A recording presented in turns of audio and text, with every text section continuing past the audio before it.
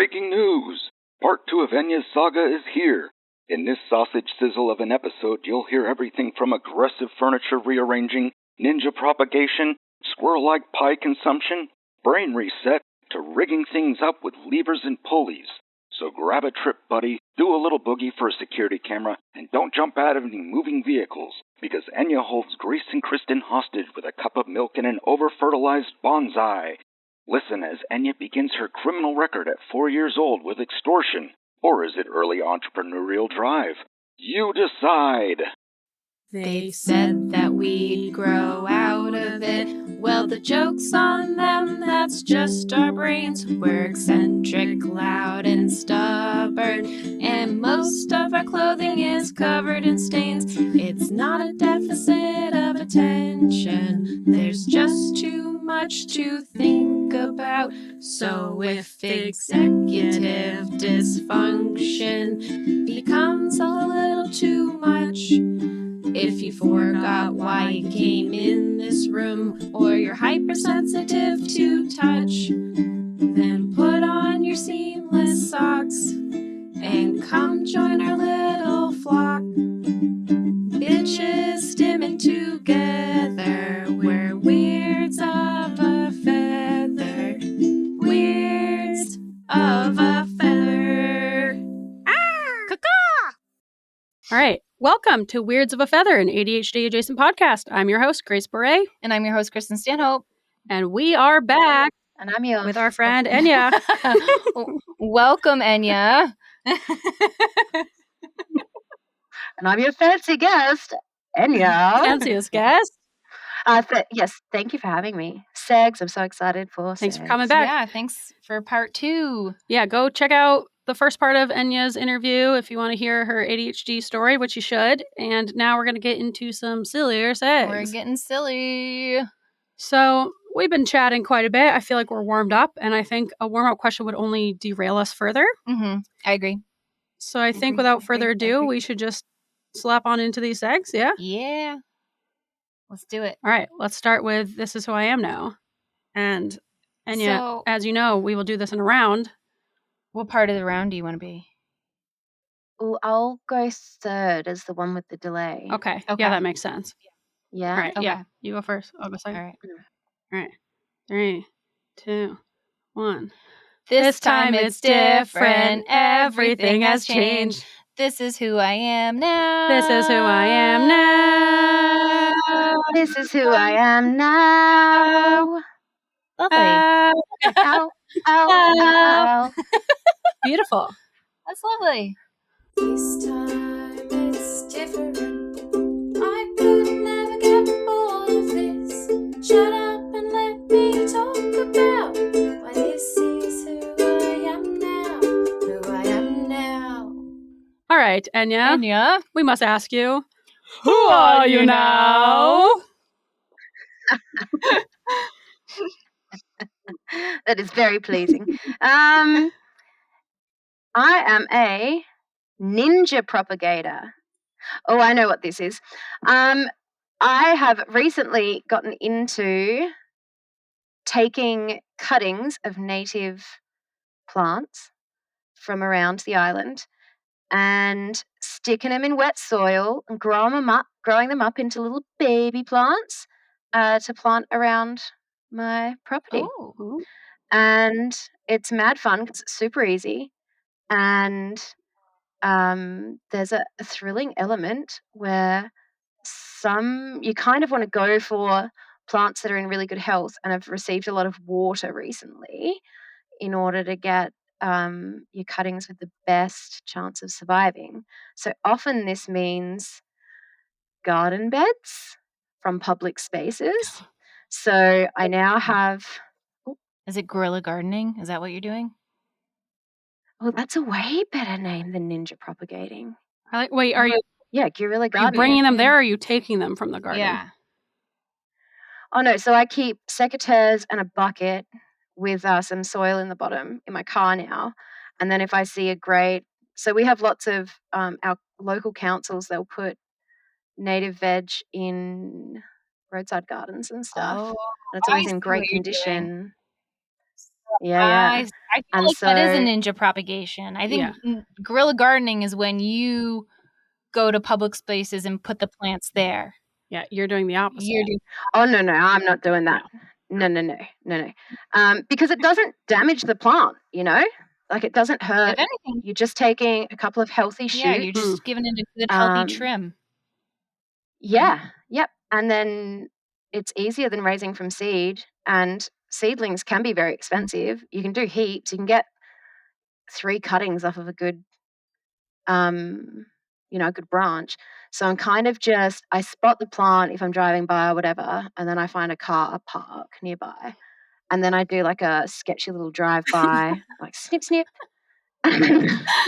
Stuff in your pocket. and run back to the car. No one saw anything. Put it in the moisture and then drive away. Free plants for me. It's just a good time of year to do it for the woody plants down here. There's different climatic zones in Australia. I'm in a semi-arid area. Coastal plants love being propagated. You just make sure to get your native mix from your garden centre. I don't know what yours is in America, but in Australia it's Bunnings.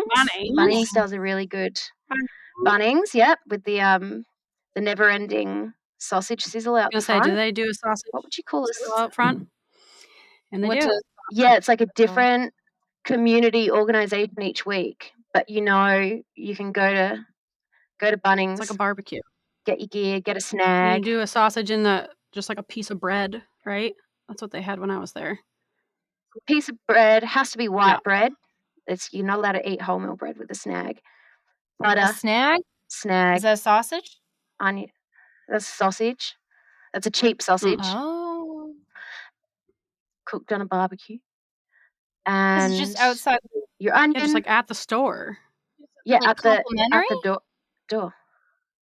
No, it's like $1. It's like a gold coin donation. They also had I think dollars in America are notes. we had like yeah. Uni Club when I was studying abroad in Australia. We had like a club on campus, which is crazy, where you just like go to this club. But they would always have sausages that you could buy there, like drunk at midnight, be covered in ketchup or whatever. It was great. That sounds lovely. Yeah. We need to adopt this practice. Well, we've got like hot dogs, I would say, is the equivalent. Yeah.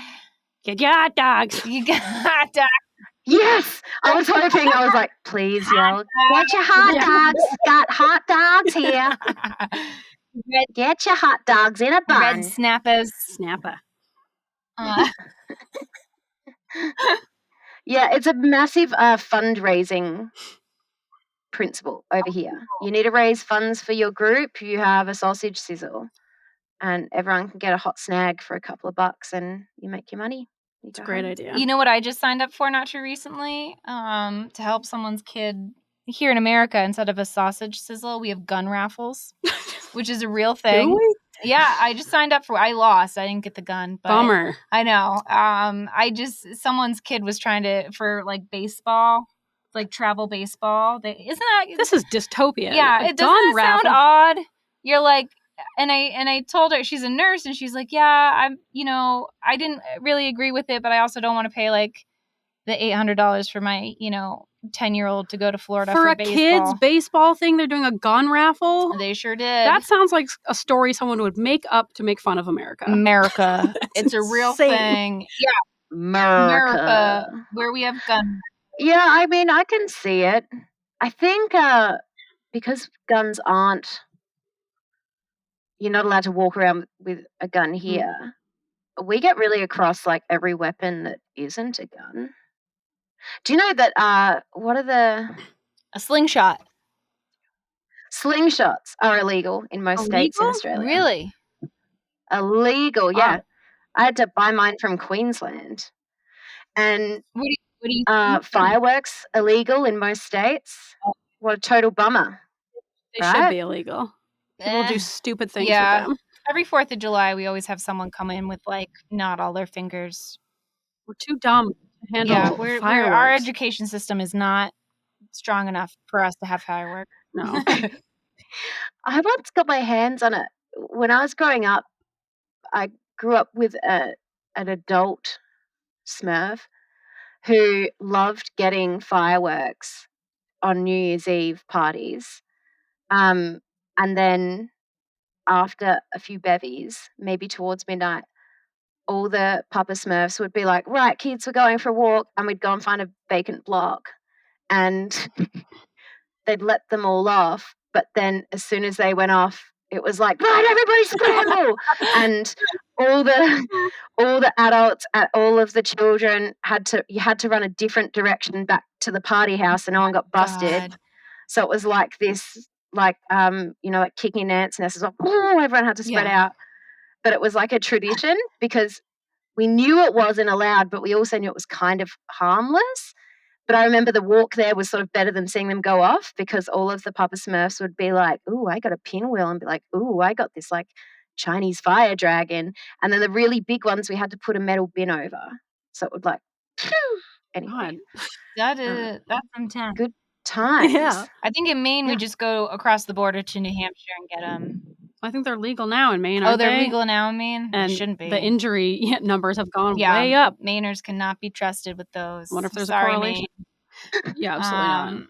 Yeah, when I lived in Washington State, there were people, we'd be in like a suburban area, and people would like light them off their porches. So you're just like hanging out on your back deck, and like it's just like, and your neighbor next to you, like basically in like the adjacent porch, like not even off in the lawn, just like on part of the house is like lighting fireworks. And I'm like, buddy, I feel like you need like 3 steps in front, like on the grass. And he's like, nah.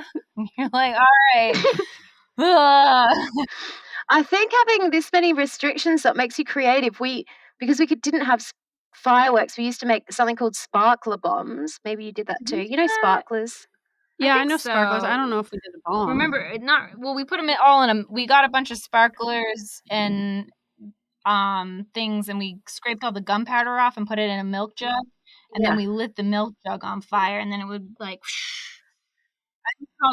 similar, except we used to get the lids of the milk containers, and you'd fill it up and you'd put it on, and you'd wrap it up with gaffer tape so it was really tight, and then you'd have one sparkler out the top as the fuse.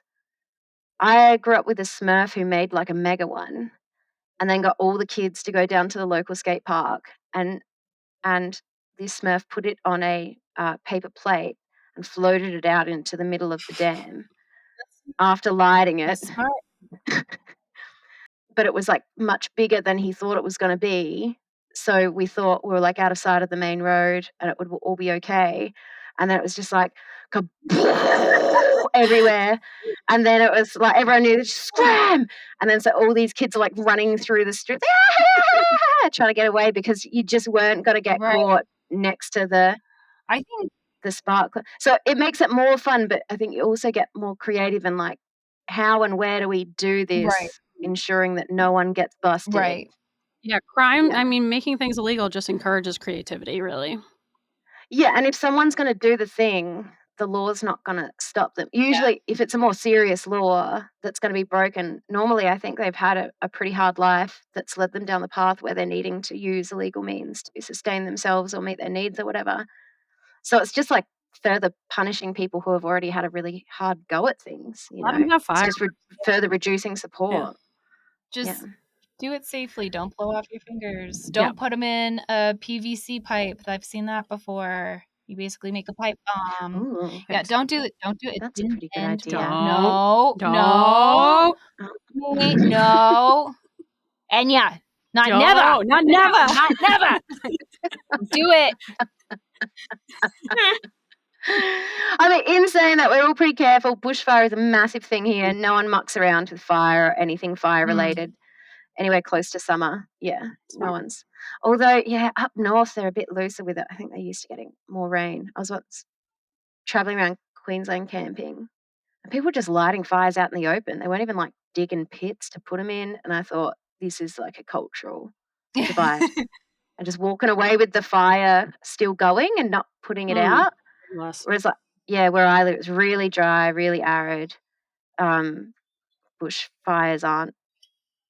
They're not easy to get out, so everyone's like really, really careful with their fires. That makes sense. When big cultural difference. Yeah, we visited somewhere in like upstate New York, we visited Christopher's friends who, like, I don't know if they bought a house or rented a house out there, but they're all from California, where there's a ton of wildfires all the time, and the neighbor to the house was having this huge, like, controlled burn of a bunch of, because when you live in the country, you burn garbage a lot, and so he's burning a bunch of like old pallets and bush and gardening stuff, and I watched all four of them just like slack jaw watch this man burn a bunch of stuff, and he's like, "Howdy folks, how's it going? You need to burn anything? I got my burn fire up now." And like he had like permitted and everything for it, but they're like, "This is insane," like just like bug ape. And I was like, "It's fine,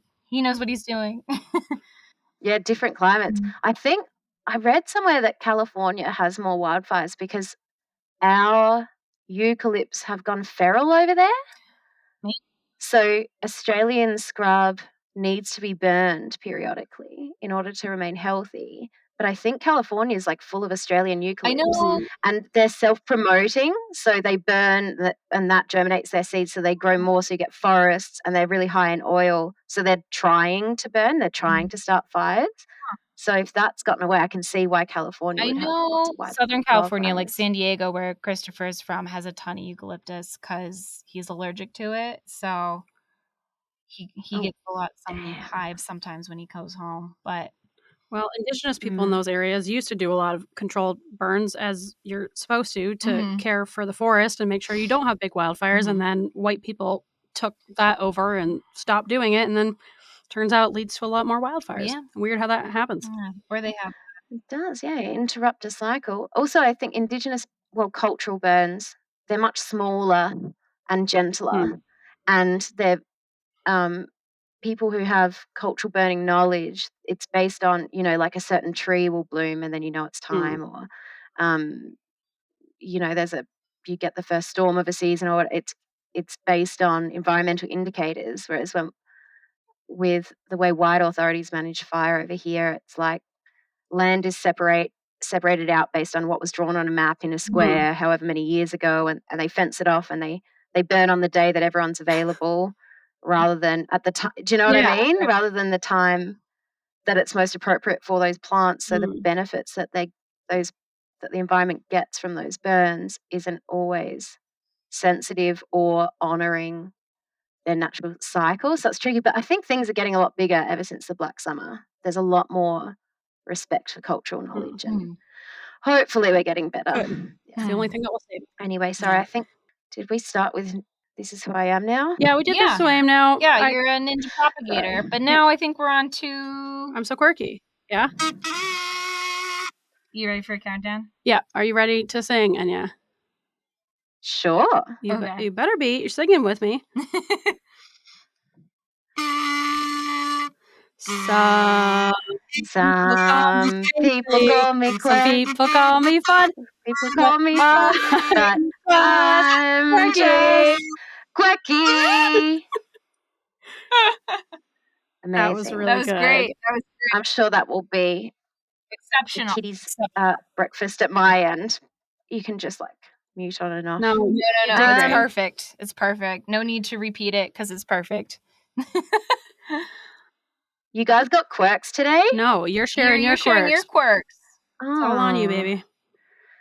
I'll be interested actually to see, Grace, if you share any of these, because every other quirk I've written you in, you're just like, oh, I also have that drinking disability myself. That's fair. Share drinking disability. Yeah, you were black today to cover your drinking disability. Can't even see it. Can't see my dribbles. All right, Enya. Yeah. Tell us those quirks. Mitchy match. Yeah. I have a few here, so I am going to choose one. I think one that's stereotypical, but that I've really learned to like embrace and love and stop hiding and apologizing for is the furniture rearranging. I love rearranging furniture, my entire house so much. Yep. I need a fresh environment on the regular, but I don't want to get rid of my stuff because I love it. And sometimes if I'm just like mentally blocked, I just need to, it's like I almost can't even clean without rearranging the whole house. And then I feel so much better. I'm like, I have a whole new house, but it's the same house. To the point that my ex-Smurf used to, for a date, offer to help me rearrange furniture. It was the most romantic. And my little Smurflings are very strong because they've been Oh, they're moving asked to furniture. just lift the other end of things since they, the day they could walk. Yeah, train them young. Or like Oh my God. yeah. Or I'm going to lift this up and then you get the rug under and quick, I'm going to drop it.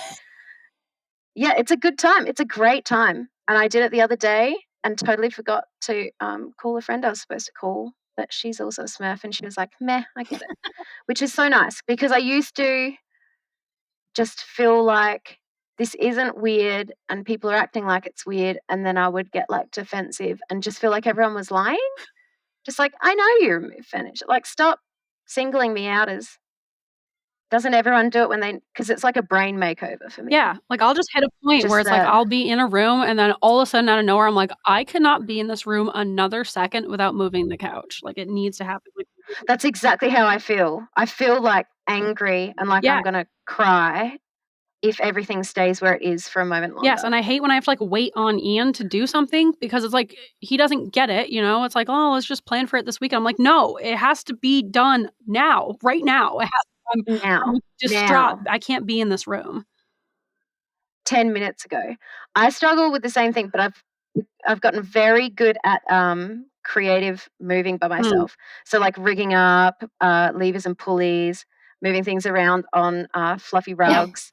I did have to stop for a while because I would like ding the door frames and put scratches on the wall and stuff because I guess my family would leave the house and then they would come back and it would all be rearranged. But then there would also be lots of damage to the surfaces. Because I'd be like, well, I had to, because you end up with the domino thing where you're like, often it'll start, I just want to move one thing, but then to do that, you have to move everything around before it. You give him with some muffin. And so I'll spend 8 hours prepping the space to move the one thing I went to move. Yep.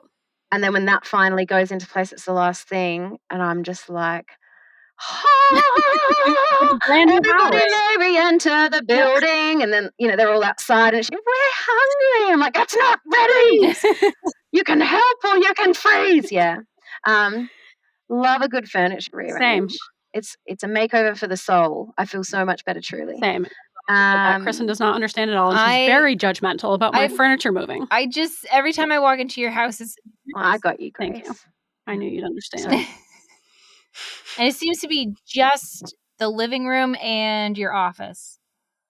Yeah, well, some rooms are key areas. Yeah, exactly. You spend a lot of time in those areas. I also feel like they have like the most options for movement. That's what I'm saying. Some rooms you don't have many options. It's like you're stuck like with the bedroom. Yeah. Although I have moved that as well. Oh. You just didn't pay attention. I usually don't go in your bedroom. Yeah. That could be why you don't notice.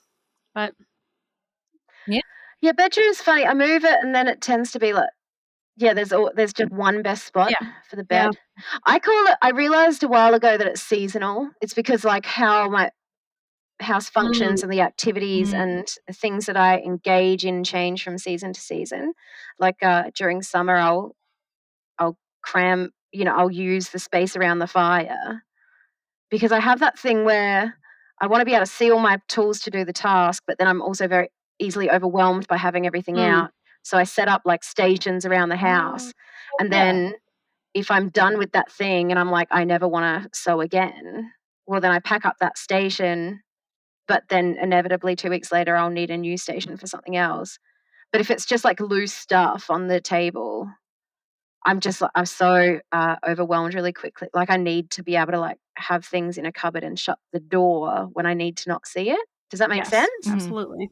So I think the moving of the house is like I'm coming in hot with a new hobby, but it needs its station, and I'll never get to the thing.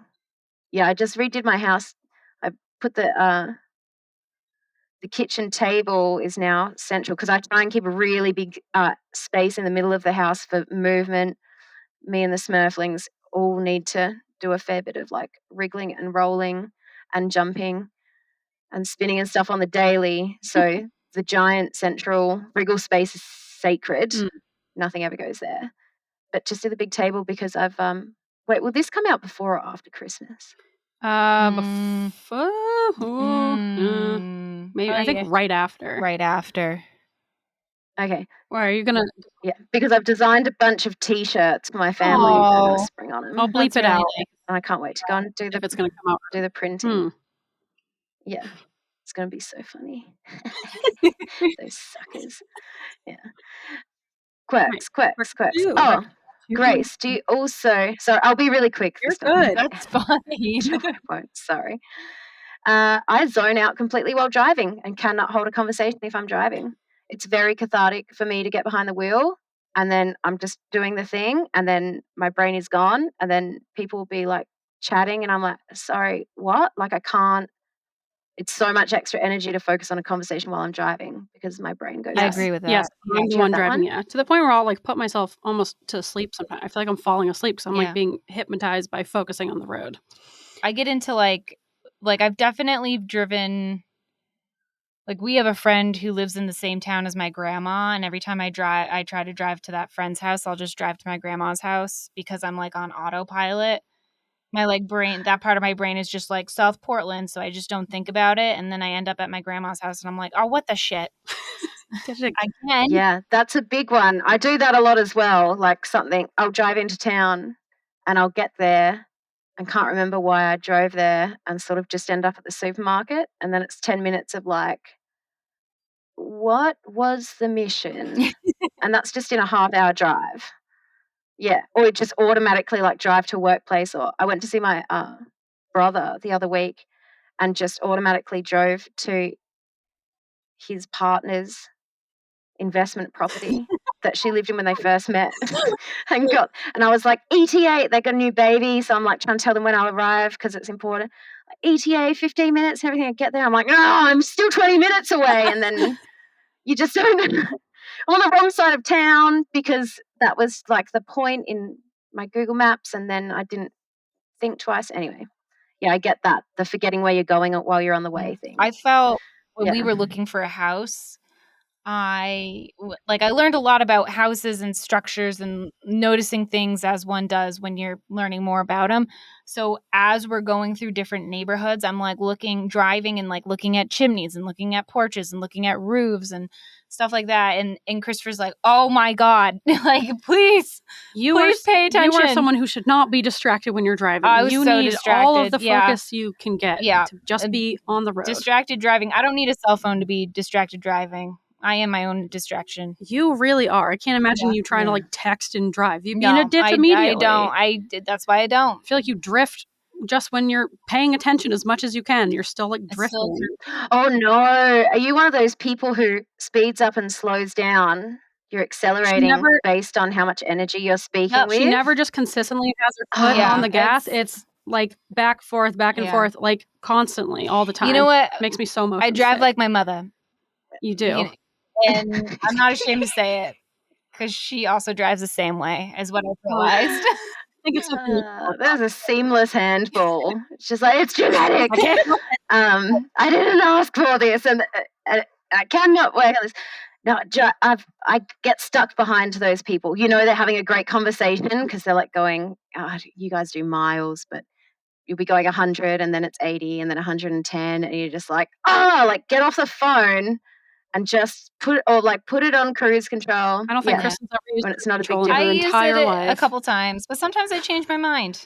I'm like, I want to go faster. So speed it up a little and then reset that cruise control. What I do is I find what I call a trip buddy, and I get someone who's going in the general same direction as me, and I just kind of stay a safe distance behind them, and then they control for me.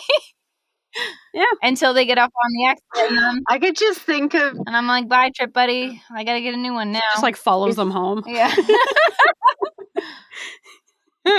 We're friends now. I have so many comments that I'm disciplining myself in not saying because that's a whole conversation. I don't know what road rage is like in America, but if you had like a trip buddy that you followed in Australia, you'd get so road raged out. It's not even. You don't do trip buddies in Australia? Funny. Yeah. I stay like a safe distance behind, and it's not like, I think we call that tailgating It's not. here. If you're far enough behind, it's not tailgating. They don't know you're following. Yeah, they don't know. The Yeah. whole purpose is it's like you're tailing someone and you want them to not know that you're tailing them. Like you've made up this relationship in your mind. Yeah, it's all up here. And I know it sounds crazy, but it works. It's my trip buddy. That actually sounds a lot fun. Yeah, and you know, sometimes You ever have someone just overtake you super fast and then you just end up arriving at the end of the highway at the same time as them anyway? Oh, And yeah. you're like, you know, that whole thing was for nothing. Yeah. Or you see That sounds fun. I'm going to try out Trip Buddy. Yeah. That's a new game. Don't get too close. Yeah, don't get too close. That's the thing is like you stay like an appropriate. Do you think you'd notice if someone was tailing you? Like Yeah. if life was like the Yes, movies? I hate when anyone's someone driving behind me, and I Yeah. am really annoyed at them being behind me. Well, sometimes I'm like, oh, I've got a trip buddy now. I'm the guy, but I don't want to be I don't. guy. I don't. Your hand out the window. Like, Come no, on, let's yeah. I know the way. Doing the Queen of England wave. Yeah, that's a big Good responsibility, luck right? to your trip, buddy. Like flipping you off. Like, why are you going so many different speeds? You do go a lot of different speeds. Morse coding you, flashing their lights, like trying to send you messages. Oh, that is a wild concept. I'm going to try it. That sounds it fun. works. Yeah, because then it's not up to you. It's up to them. It's like, how fast do you want us to go? Yeah. You know? Out of your hands. So You one of those people who, if someone's going a bit slower than you, you want to overtake, even if they're only going like 2 No, that's my trip kilometers an buddy. hour under the speed we're- limit. yeah, we're What's both that? going 1 mile. slow then. 1 mile. Yeah. Yes, I want to overtake. Drivers, man. It depends. It depends on if I'm in a rush, we're cruising. You go so fast when you're in a rush. Yeah, and I have my car goes really fast too, which is not a great No, wish it didn't. combo. Bow, bow, bow, bow, bow. I think what's so beautiful about clocking out when you're driving is it's not that I'm not paying attention. It's just all happening like at a sub-perceptive level, and there is something really soothing about it. It's meditated. Don't you think? It like frees your mind up to like deal with all the other stuff because you're now stuck doing the thing. But if anything, I think I'm a better driver than average because when it's all happening on auto.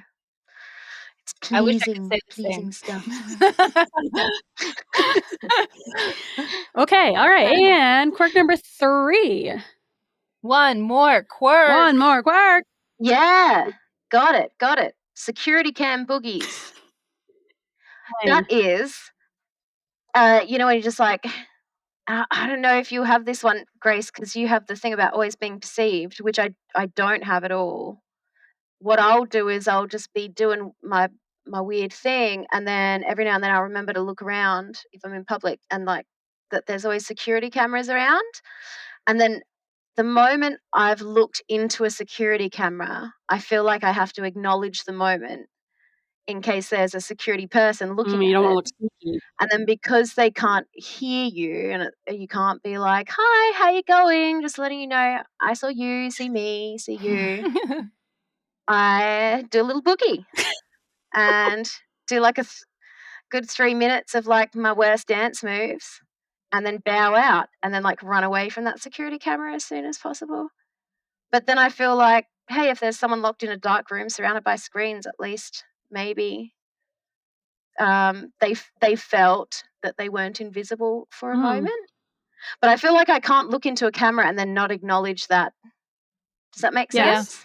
I don't do the boogie. It's like they've seen me see them. But I know what you're talking about. Yeah. And especially if I'm in a store, it's like once you look up at the camera, now it looks suspicious. Like I'm checking the cameras. And so then I like That's what trying it like is. extra hard to like look normal and human and like you're I'm like, just now I gotta act like I'm not stealing anything. Yeah, When you're even though I really- wasn't You're not to stealing begin anything. with. I'm like just being a normal human over here, nothing to see. Yeah, I think I hate that now that I'm aware I'm being watched. I don't want. I then am like now I feel like I can't function knowing I'm being watched. So I'll just lean in and give them a show. Yeah, I think that's a good strategy. You know, and then run for it. Yeah. Get out of Yeah, there. I don't know. Like go the opposite of.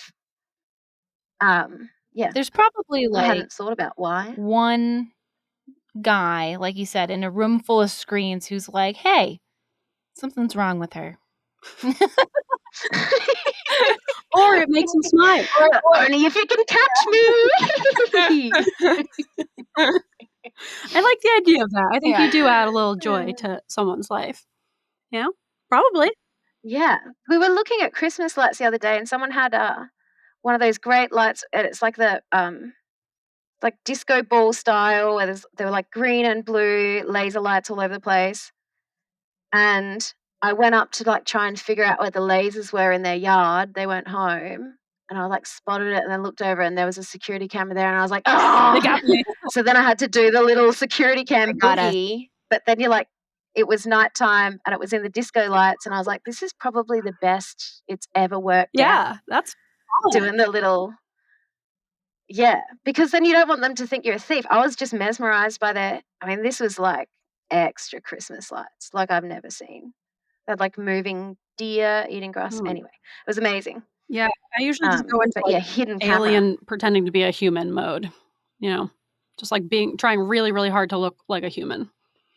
Yeah, I get that. Yeah, I can't. I'm so uncomfortable with that. I think that's where the boogie comes in. I respect it. I'm like, I will now have crawling skin knowing that the camera's there. Well, maybe I should. Maybe I should just take that, do a little boogie myself. Yeah. Who doesn't want to look moonwalk out of there? This was intentional. All right, Enya. Well, you are just so darn quirky.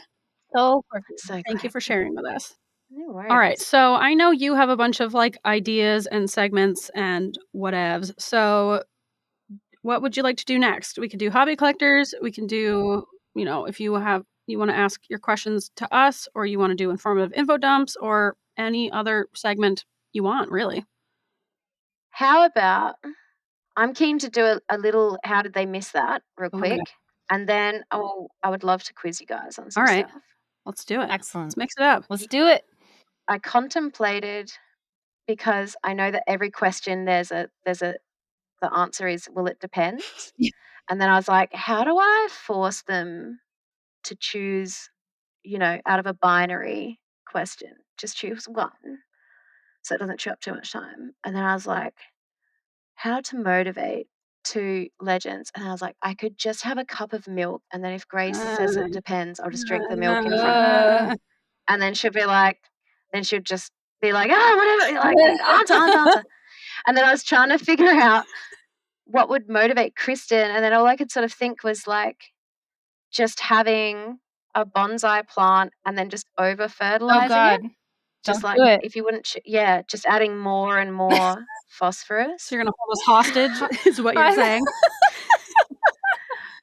But I wasn't organized enough to, so you guys are off the hook. Thank God. Okay.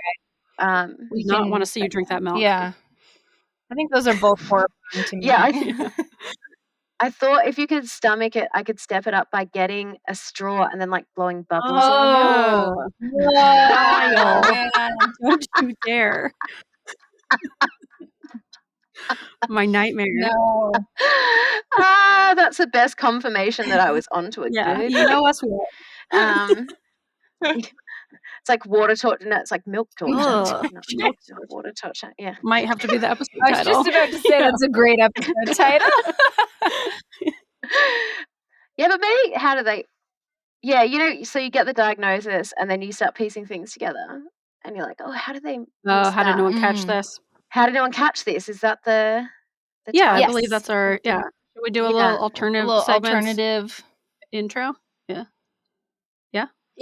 Maybe I'll do a speed. How did they miss that?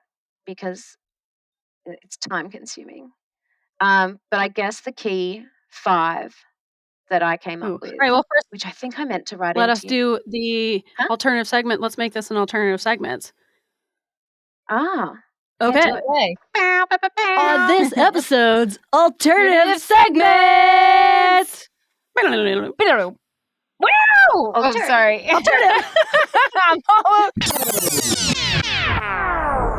No, that's on me. I keep forgetting the delay, so I'm interrupting at a good moment, but then it gets through to you guys at the wrong moment. That's okay. It's great. We understand the delay problems. It does make it tricky. All right. On this week's alternative segments, we're doing How Did No One Catch This? How did no one catch this? Enya. All right. Although I might open... Yeah, sorry. Mama Smurf did say when I was going through my like, oh my gosh, this explains everything moment. She was like, in my defense, I tried to take you to a doctor a few times because I knew you were a bit extra, but you refused and would like tantrum and starfish face down on the floor. She was like, I tried, but I couldn't. Ah, I just couldn't get you there. brutal. That should have been enough for a diagnosis right there. There you go. I can't imagine. I must have just thought, yeah, they'll put me in a white jacket and into the van and take me away, and that'll be game over. So I'm not doing it. I don't blame just- you. That's scary. Yeah, climb on the roof and wait until it all blew over. Yeah, how did they miss that? I'm going to do 5 real quick. Okay. Number 1, I got sent to the principal's office on my very first day of primary school. I was 4 years old. Yeah. What'd you do? I was trying to charge the parents money to pick their kids up from school. You're 4? A little entrepreneur. Yeah, you could call it. You need to be on like a entrepreneur. finance podcast. It might have been extortion. Yeah. Kind of holding them I don't captive, know. I guess. But it would have been. I wouldn't have been really meaning to. It just would have been like a let's see if this works. Yeah, taking your best shot. Yeah. Which ties into another one I think I had here. Yeah, and then I went on to charge people at sporting events for parking, even though it didn't cost money. So I would set myself up at the gate with an ice cream container and a little sign saying like $2 parking. That is clever. And then just jangle it in people's windows. And then people just assume it's a real thing, I guess, and that the kid is just volunteering. And then you just make heaps of money for candies because we did not have junk food in the home or meat. And so I used to go and get candies and meat pies and eat them all up in a tree. Nom, nom, nom, nom. So, you get resourceful. Once again, yeah, making things illegal or a rule, yeah, it just makes you more creative at breaking those rules. Yeah. I respect it. My parents they weren't super strict. Mum used to get a roast chook every now and then, but she wouldn't pick it. The kids had to pick it. And yeah, like weekend sport, that was they'd give you your goldies and you could go and get your prohibited items free of scrutiny. Yeah. I just like imagine it was such a big family. It was also super active. Everyone in my family is really sporty. And most of us competed. All of us competed at something at least a state level, if not national, sport. And getting invited over, people must have just been like, oh, the chitties are here. And like all of these like this massive swarm of loud, energetic kids would come in and just eat all the candy and all the meat first, like a bit like a plague, like moving through the event. Yeah. Throwing a I think my parents used to make up for it by always bringing the lobster and the prawns and the seafoods. Damn. And beautiful veggie dishes. Sorry for our children. But yeah, from the inside it doesn't seem intimidating, but then I can see from the outside how it would be intimidating to have that group of people arrive. Yeah, absolutely. Yeah. It makes me think of that episode of It's Always Sunny in Philadelphia where Dennis lies about who he is and he takes those like box tickets for, I don't know, the Eagles or something, some football game, and they lie their way into the box seats and they get in the box and immediately Dee and Mac just go fucking nuts. They're like stuffing snacks in their pockets. They're like taking batteries out. They're just like, ransacking. And calm down. They're trying to pretend like there's someone else and they're just going absolutely ham. Where I live, you can get a 10 cents per recycled can. We have recycling schemes, so every drinking vessel, like every bottle, every can or whatever, you get 10 cents for returning it.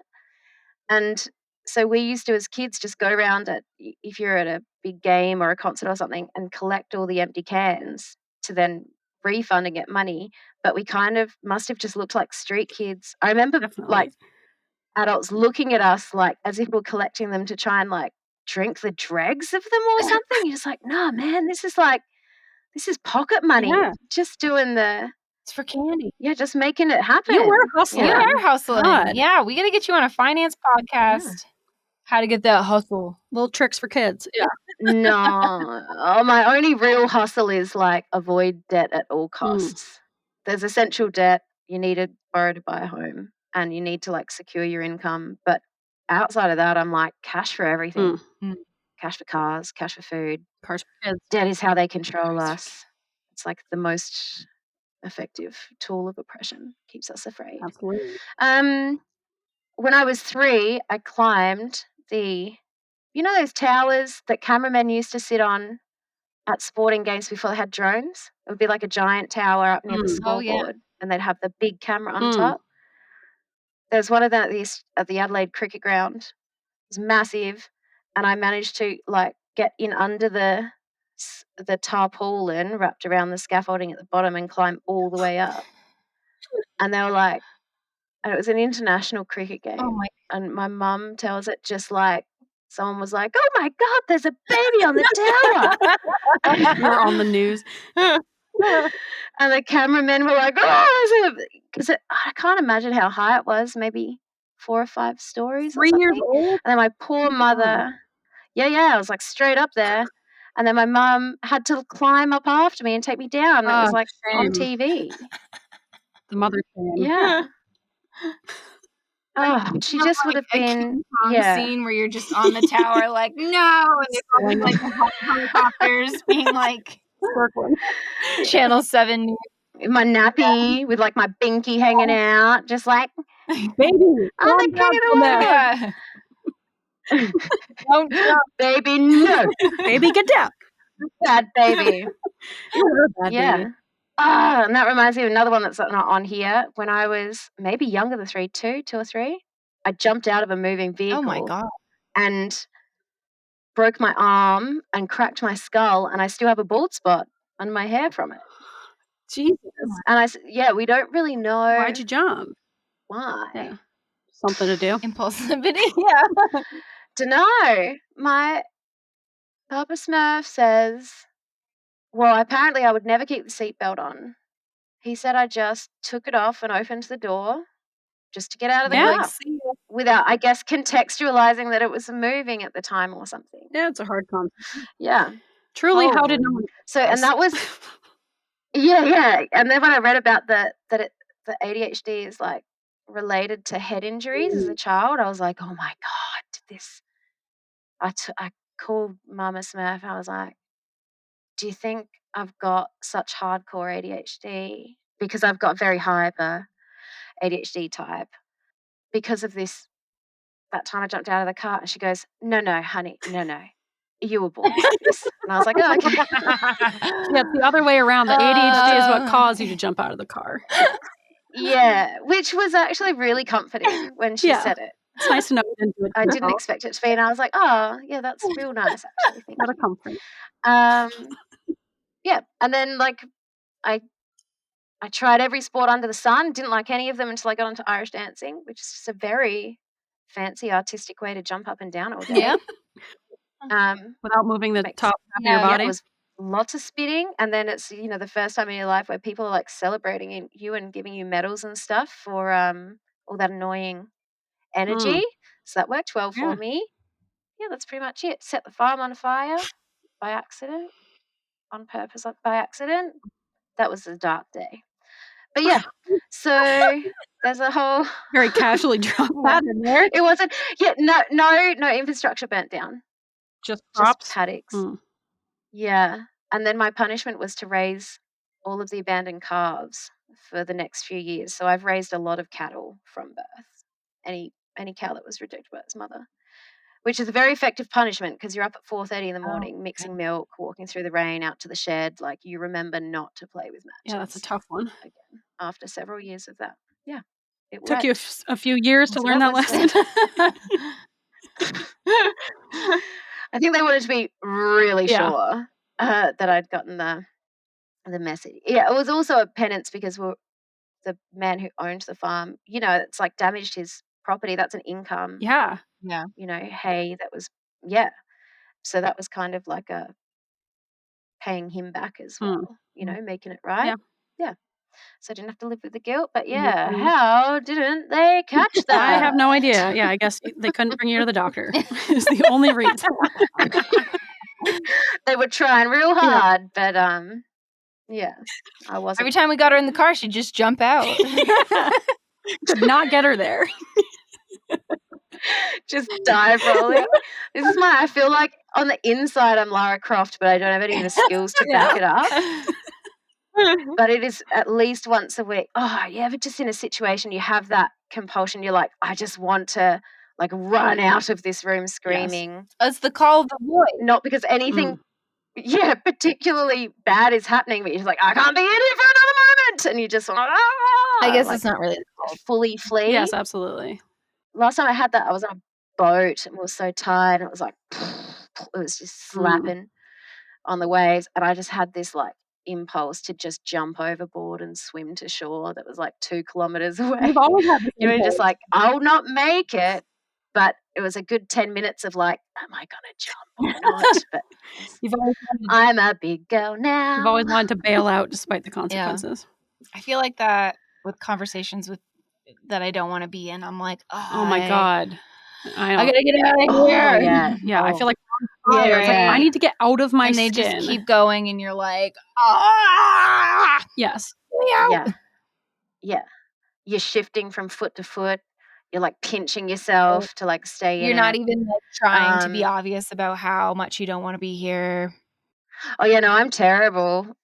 I mean, I know it's rude, but sometimes I can be I'll just be like, I need to go and do something over there that's not this, and we'll walk away. And I know it's rude and I can't stop Yep. myself.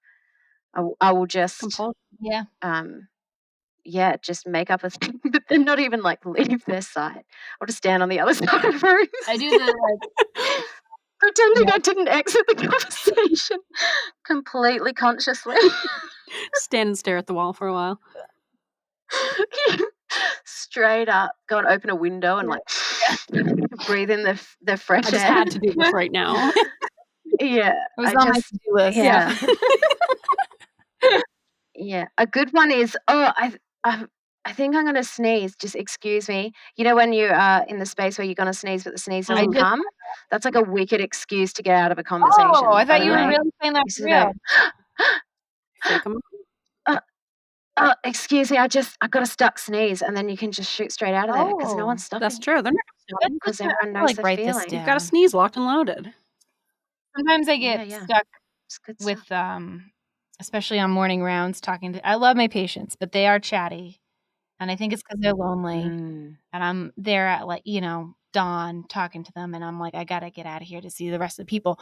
So I do like the classic like Mainer, like, oh, I'll let you go now. Okay. Yeah, that's all good. right. Put it on them. Yeah, I'll let you go. And then this is kind of morphed into this shortened, all right, I'll go. Yeah. And now I just leave. It's great. Short and sweet. Yeah. That's a gem. Oh, I'll let you go.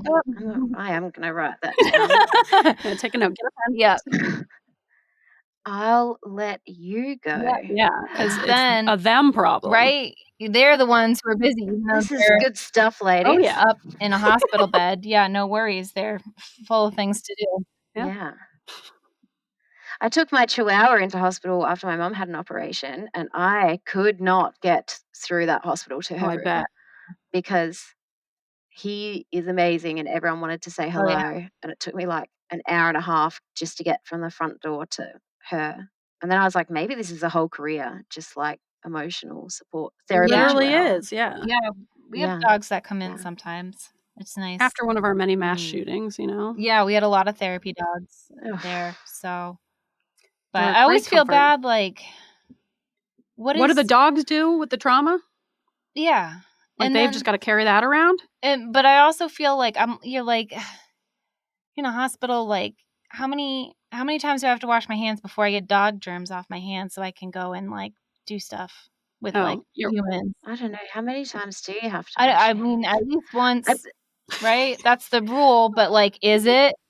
I thought it was more about friction than soapy thing. Like really clean. Is that a real thing? It's like actually like the friction. It's better to gets wash your hands with soap and water because the the scrubber, like, with the water and the scrubbing gets all the germs off better than just, sorry, as I'm... I know. Thanks for that. I'm doing it too. I keep like tapping this. I'm very sorry, Christopher, for when you're editing this and I'm like gesticulating all over the room sounds. Yeah, keeps them busy. Like with soap, but was it, I don't know, I just remember someone saying to me once, like, the soap matters, but the scrubbing matters more. Like the running water, that matters a lot. But also, that's what they say, but have we seen any studies? Probably not. On hand washing? Yeah, I bet there are a lot of studies. I guess like I think surgical scrubbing is what I'm thinking about. Like, where you when you're scrubbing into surgery, you have to treat each finger and each surface of your hand like a little. So you have like 4 different surfaces on each finger, and you have to scrub those 10 times. So like 10 times. Side of my face. So it's 10. Who has the time? So it's like 40 for each finger, and then you do your hand, and then you do your wrist, and then you do your lower forearm, your mid forearm, and your upper forearm. That's nuts. And then you walk in and you don't touch anything. If you touch something, you got to start again? Yes. Yeah, I'm weirdly really into this method. Yeah. I can see it would feel so rewarding, but then if my hands were that clean, I'd then be hyper aware of everything I touched after that, because then I could count the contact. It would almost be worse than, part of me thinks that like I avoid too much hygiene because I'm like, well, if everything's on there, everything's on there. And then it's easy to just be like, it is what it is and carry on. Does that make sense? Like I love a hot shower when I'm freezing. I love a cold outdoor shower when I'm hot. But everything in between that just feels like obligatory and an annoying waste of time. Oh, I love an emotional shower too. Oh my God, crying in the shower on a bad day. Oof, I could eat that for dessert. Yeah. It's the best cry I'll ever have. Because you don't have to wash your face because it's washing and crying at the same time. It's a hot shower. It's also like a symbolism of like it's washing away the emotions, all your emotions. Yeah. And that water has to be so hot that it is burning my skin off. If it's an emotional shower. Yeah. I want to really feel it. If it's a puff shower, it has to be really cold. Like I have to have been uncomfortable for the first 30 seconds. Otherwise, the puff doesn't go away. Yeah. Do you want to explain your little puff theory real quick? Oh, I haven't heard this puff theory. Oh, yeah. The puff is, I don't remember how I explained it. Do you remember, Grace? It's this feeling that comes over you when, usually for me, it's if I've been sitting down for too long or something, you kind of feel like you're hungover. So you're getting faint and froggy, you got greasy skin, you feel like your face is swollen, you're like, like I can't do the thing. And then for me, pretty much the only thing that fixes the puff is cold water. So that's like a jump in the ocean or a cold shower. I'm a huge fan of standing under the hose in the backyard. Just that 30 seconds of like, and then I'm like, I'm back. I'm deflated. The puff is gone and I can carry on. I've been dunking my face in a bowl of cold ice water every morning. Ian came down yesterday, actually. He came downstairs, woke up, and I just was in the kitchen with my face fully dunked into an ice bowl. It's really good, though. It's good for your vagus nerve. So I can't always work, especially because it's cold here now. I can't always work my way up to a cold shower. So that's kind of my compromise, is that I'll stick my face in there for a while. Cold showers in the summer are great. Yes. In the winter, I want them like boiling hot. I think I have to get a snorkel though, because I have to like hold my breath and then do it. And then you're like going up and down, up and down. So I think I need a snorkel. Oh, I was going to say, if you bring a snorkel in the shower, you're just going to get... No, for my bowl. You're just going to get water in your snorkel. No. Well, I'm dunking my face in the bowl. I just feel like once you're bringing a snorkel in, it just feels like you could upgrade to an aquarium and then you're just one step away from a bath. But you can't handle, you're saying you can't handle the whole body in the cold water. I would like to do I mean, it's hard. You got to get in the rhythm. Yeah. Plus, you have the ocean right there by you. You know, it's like I would have to drive like 25 minutes. You just go out in the snow. We don't have any snow. Well, we did. I would maybe go out in the snow, but then that's a whole body thing. We got a bunch of snow last week. I've been using snow to make my water cold for my face. Oh. This is what works for me, guys. And this is what I'm doing right now. It's just my face. I'll work my way up to a cold plunge, but for now, the face is working okay. I don't want to yuck your yum. That sounds good. I'm interested about the size of the bowl, but I can see how that conversation It's will. big enough for a face. Is it? It's a face size. Yeah, we're talking like cake mixing Yes, bowl. that's exactly what it is. Aluminium or Pyrex? Aluminium. Oh, Yeah. yeah. Keeps it nice and Yeah. chilly, I'm a fan. Please get a photo of the snorkel when you do it. Yeah. I will. And I'm The face serious about selfie. it. We I'm get it. We get it. Yeah. Just depuffing. Hey. Put the- Early thing. Ba, ba, ba, ba.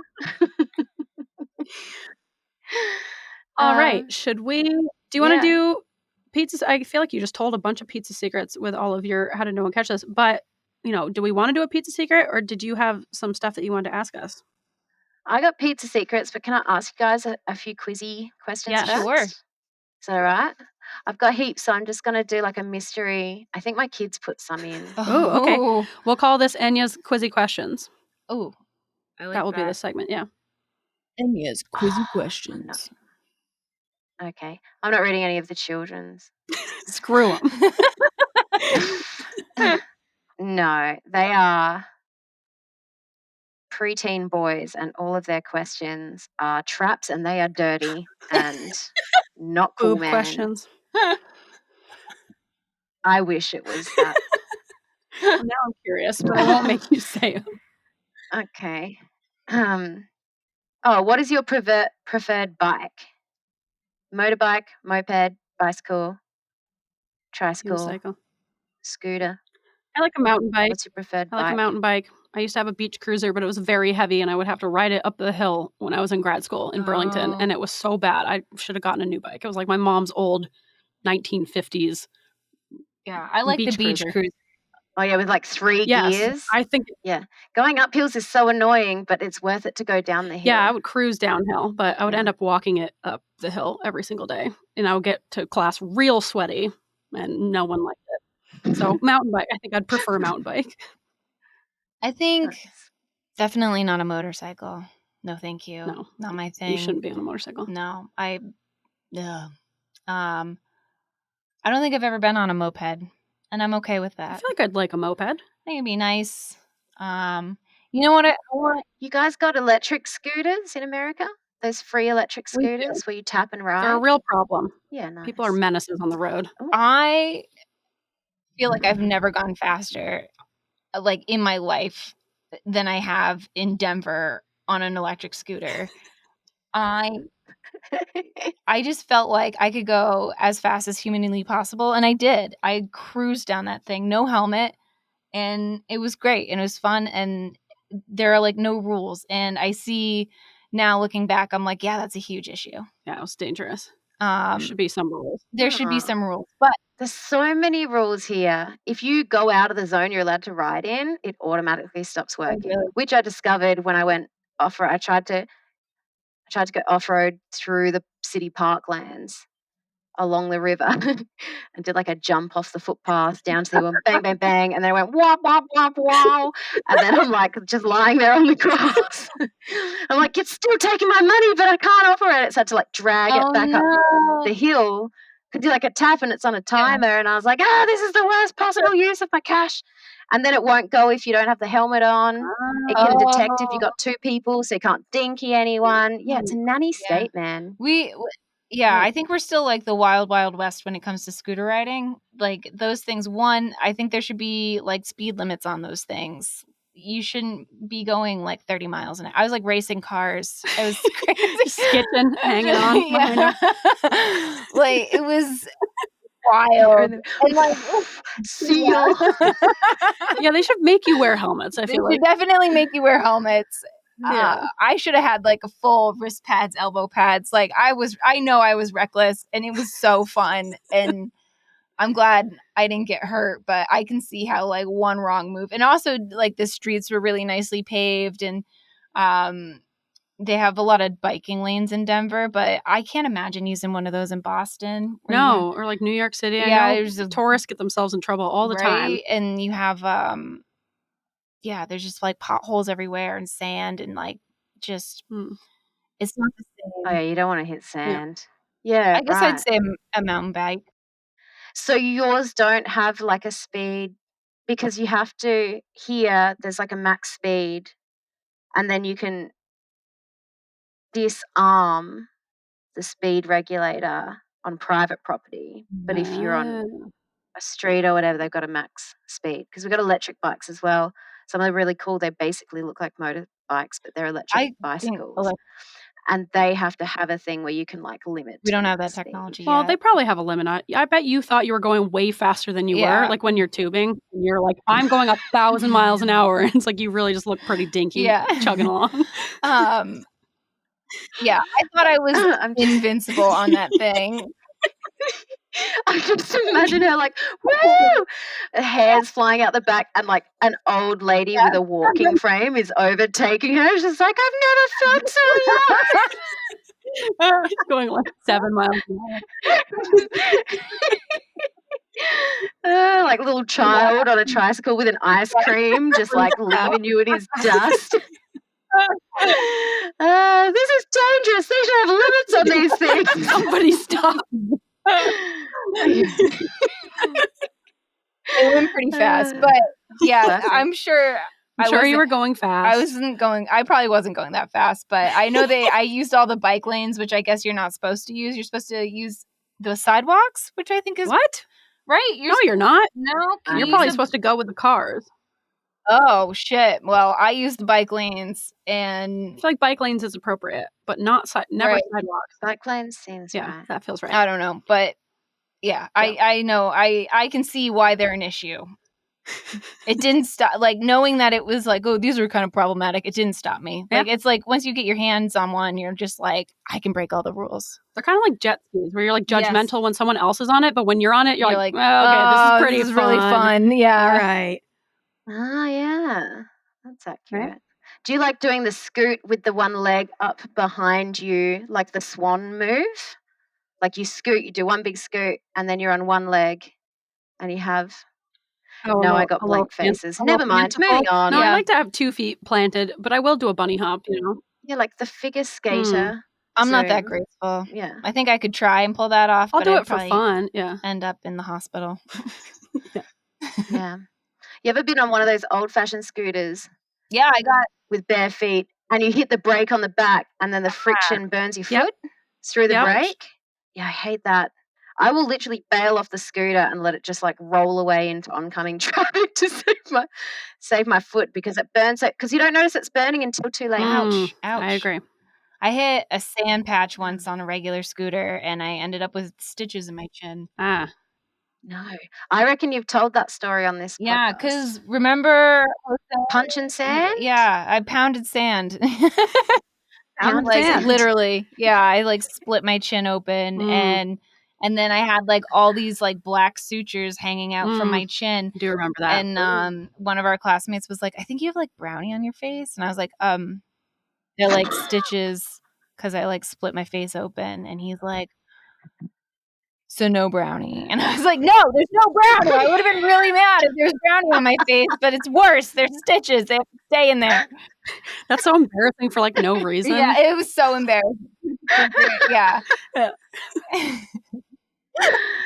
Do you, when you have scars, do you make up alternative stories for them? That's one of my favorite games when I have it because I never remember how I'm injured myself, and then I love inventing. I'm a bad liar. New versions of those injuries. Yeah, I'll usually tell the truth. Well, it's not lying because I don't remember what actually happened. So it's just storytelling. Just making up whatever. No, I feel like my scars usually have funny stories that go along with them, so that's usually the one I tell. Like, I have a big scar on my knee from falling off my stilts when I was a child. I remember that. Really fucking cool. Yeah, I have a big scar on my leg from falling over a 2-foot fence. I tried to jump and I couldn't. That was really embarrassing. That's a good story. How do you come off stilts? Was it just a straight up pancake? I was walking on them and I think I like missed, I don't know, I think my foot maybe came off one of the platforms and I like slipped off it and there was a screw in it, like, you know, holding everything together. And I think I just kind of slid down and that screw like just caught my knee on my fall down and it just went right into my knee, gashed me open. Yeah, that's a design flaw. You had your hands up. Were they the stilts that the wood goes all the way up here and you're using hands and feet? Yeah, but Yeah, I reckon they're dangerous. Yeah, your feet aren't like tethered in there, so you're just kind of like standing on these two really high like little platforms walking with these stilts. I was really into stilts. Did they give that to you at a No. school? That sounds like something they'd do My at a school. mom bought them for me. That was my thing. That was a mistake on her. Yeah. Well, other than that, How long did your stilting career last? it probably lasted a few years. This is probably early elementary. I was really into stilts and I was really into the pogo stick. Yeah, because remember, we were going to start a circus. That's right. You were going to stilt and I was going to pogo. That's right. And I think Nick was going to rollerblade. That would have been so what cool. A circus. Yeah. My brother was going to be rollerblader. Just go around in circles on his rollerblades? Yeah. That's not a circus act, Nick. What's for him? I think stilts were the most impressive. Yeah. I was so impressed you stuck with it for 3 years. My question is, though, who was going to juggle? No one. Oh, yeah, no. We had did you not hear about the rollerblading act? The rollerblading was kind of we didn't need a juggler. Thing, yeah.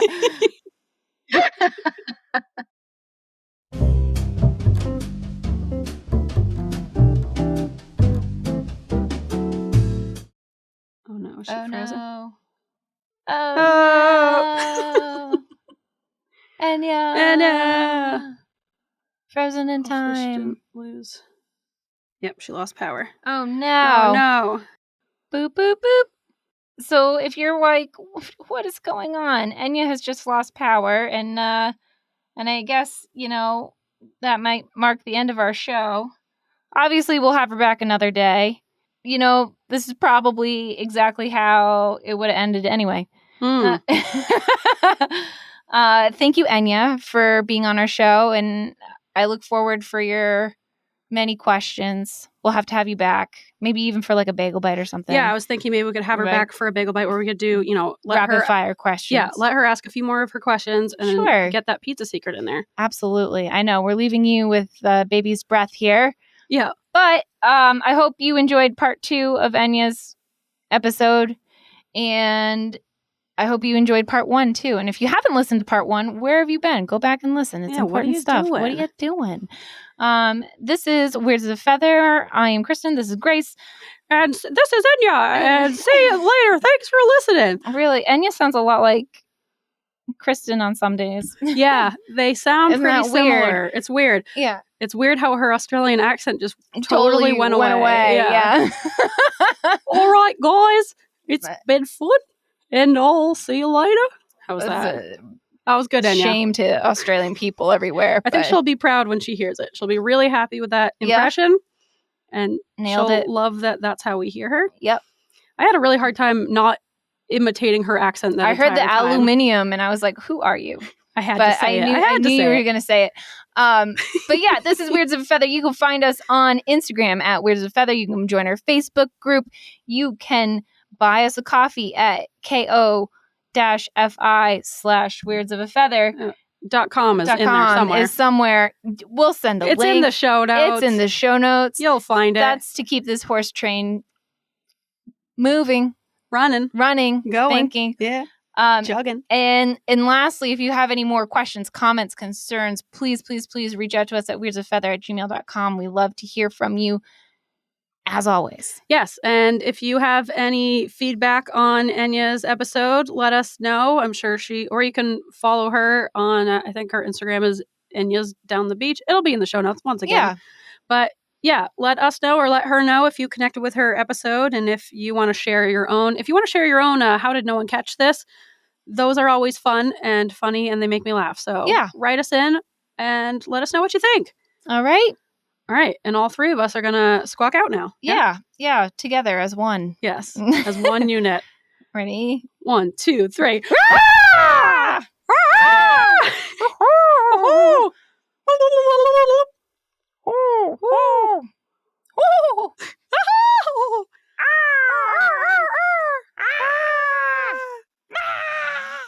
I don't know what that was. I hated that. All right, see ya. Bye.